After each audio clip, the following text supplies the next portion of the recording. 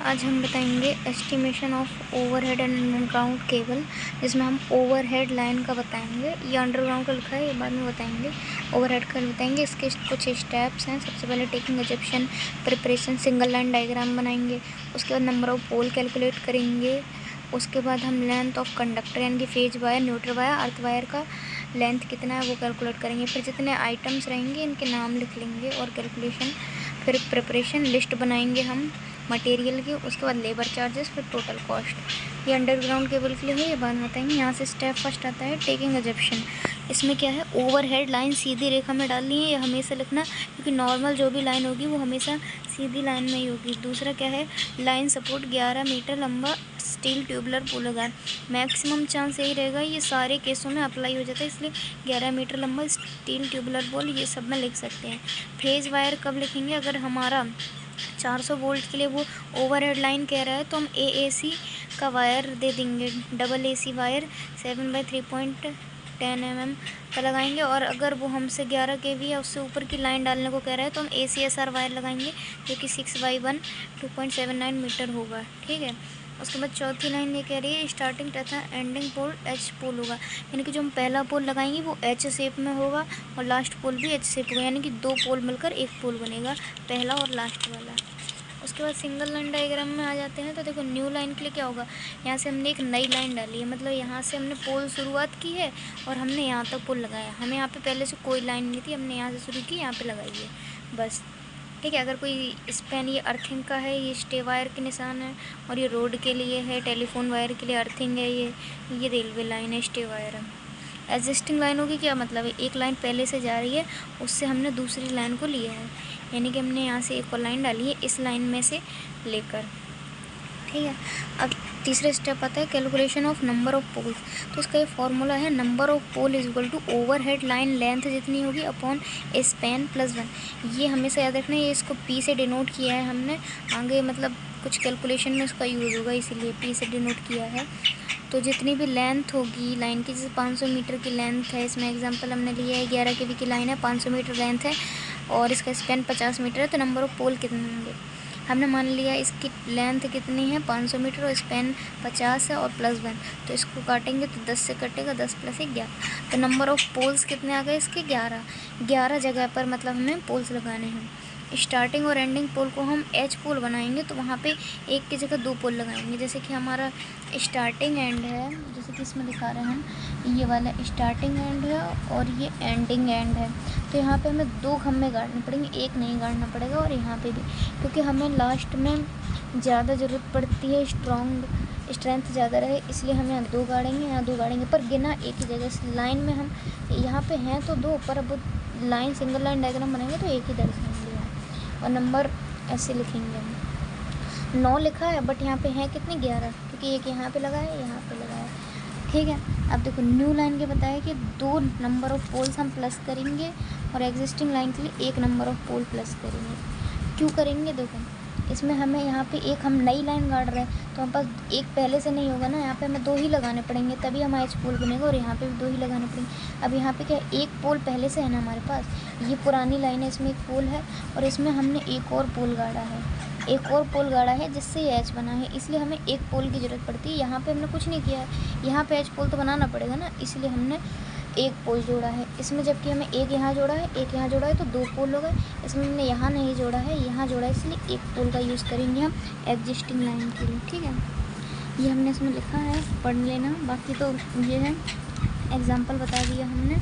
इसको हम total number of पोल कह सकते हैं। इन दैट केस अगर किसी लाइन में स्पैन में रेलवे लाइन होगी, यहाँ तक भी टोटल नंबर ऑफ पोल ही कहलाएगा।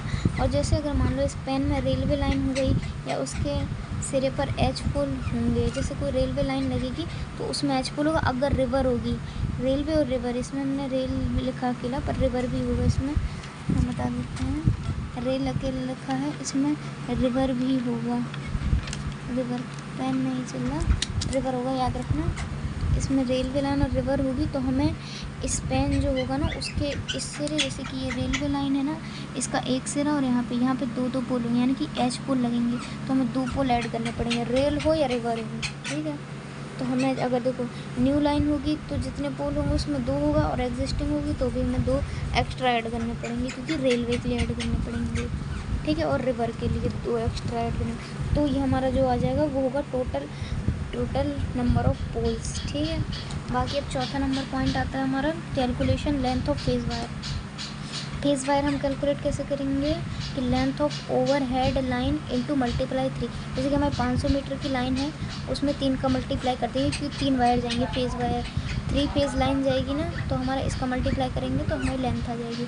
अब 2% हम सेग लेंगे, क्योंकि हमें झुकाव चाहिए पड़ता है, इसलिए हम जो हमारा इतना आएगा इसका 2% सेग निकालेंगे तो हमारी लेंथ आ जाएगी फेज वायर की। ये इसका एग्जाम्पल है। इसके बाद है न्यूट्रल वायर की लेंथ। अब न्यूट्रल वायर तो एक ही जाएगा ना, ये तो 3 जा रहे थे इसलिए 3 का मल्टीप्लाई किया, ये एक जाएगा इसलिए कोई मल्टीप्लाई नहीं किया, सीधे लेंथ ऑफ वायर का 2% सेग लगा के हमने ये न्यूट्रल वायर की लेंथ निकाल ली, ये है जो कि एग्जांपल के थ्रू देख लेना। इसके बाद length of 8 SWGGI earth wire. Earth wire भी एक जाएगा, जितना न्यूट्रल वायर जाएगा उतना अर्थ वायर जाएगा, इसलिए इसको लिख दिया हमने, ठीक है। मिसलेनियस आइटम हमें लिखना पड़ेगा, इसलिए सबसे पहले क्रॉस आर्म आएगा। क्रॉस आर्म में जो नंबर ऑफ पोल है, ये फार्मूला मैंने बताया कि P है, जो P है number of pole is equal to cross arm.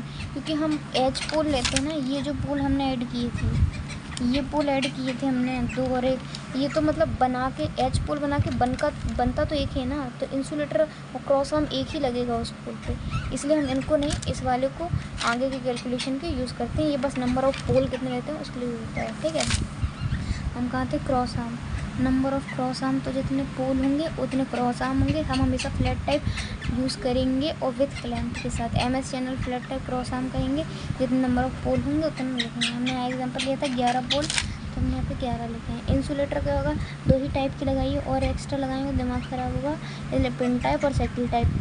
Pin type में क्या है, स्टार्ट और end side pole, end side जो पहला और लास्ट पोल है, और रेल रिवर रोड नहीं लगते इन, अगर ये कहीं भी आ रहे होंगे तो इसमें हम पिन टाइप नहीं लगाएंगे, नॉर्मल किसी पोल में लगा देंगे। साइकिल टाइप हम स्टार्टिंग में हमेशा लगाएंगे, एंडिंग में हमेशा लगाएंगे, रेल आएगी तो भी लगाएंगे, रिवर आएगी तो भी लगाएंगे, रोड आएगी तो भी हम साइकिल टाइप यूज़ करेंगे। और जहाँ पे 90 डिग्री का घुमाव, जैसे हमारी ये लाइन जा रही है, उसके बाद हमें ऐसी मोड़नी है तो भी हम यहाँ पे साइकिल टाइप इंसुलेटर लगाएंगे, ठीक है। इसके बाद एक पोल पर 4 इंसुलेटर लगेंगे, 3 फेज वायर का और एक हमारा उसका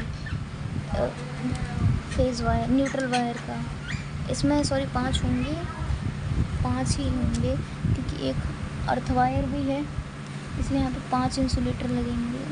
या तो हम 4 ये वाले ले सकते हैं, बाकी एक हम अनदर लेते हैं।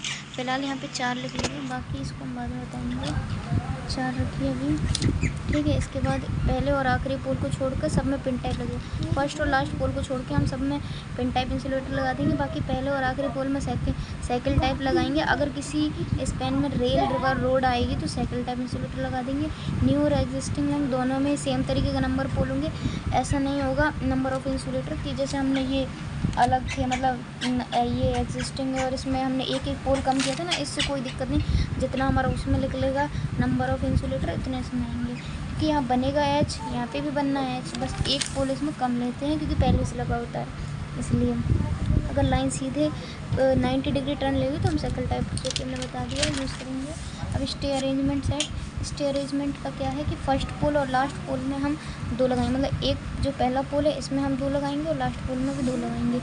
रिवर ये कंपलसरी हमेशा लगाना है। रिवर अगर आ गई या रेल आ गई स्पैन में तो हमें 3 इस पोल पे लगाने पड़ेंगे, 3 इस पोल पे, तो टोटल 6 लगाने पड़ेंगे। अगर रोड या टेली कम्युनिकेशन लाइन है तो हमें एक इस साइड लगाना पड़ेगा, एक इस साइड लगाना पड़ेगा, ठीक है। अर्थिंग सेट 2 पोल छोड़ के हम अर्थिंग सेट लगाएंगे। जैसे कि कोई लाइन है, दिखाते हैं, जैसे कि हमारी लाइन है,